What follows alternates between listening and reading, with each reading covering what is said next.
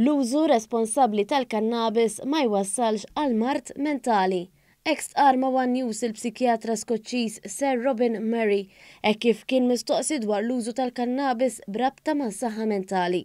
Il-psikjatra li kien preżenti waqt il-konferenza dwar is-saħħa mentali li saret f'pajjiżna qal li bħall-alkoħol l-użu responsabbli tal-kannabis ma jagħmilx ħsara. Fil-fatt tenna li n-nies li rikorru għas-servizz tiegħu ikunu nies li jużaw il-kannabis mod eċċessiv fejn saħansitra jpejpu mal-10 joints kuljum. So cannabis is a bit like alcohol. Most people who use alcohol, they use it sensibly. They maybe have a glass of wine or two.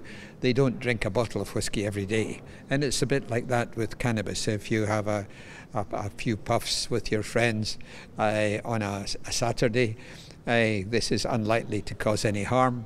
But the people we see are smoking maybe 5 or 10 joints of cannabis, marijuana every day. Intant, it-tnejn filgħaxija intemmet id-diskussjoni dwar l-abbozz ta' liġi fuq l-użu responsabbli tal-kannabis. Permezz ta' liġi se tinħoloq ukoll awtorità li tirregola s-suq biex kull adult li jagħżel li jagħmel użu responsabbli mill-kannabis ikollu aċċess għal prodott sigur u mhux mis-suq illegali. Fl-għeluq tad-dibattitu parlamentari, il-Ministru Owen Bonnici fisser din il-liġi bħala oħra li tagħti daqqa li traffikanti ta' droga.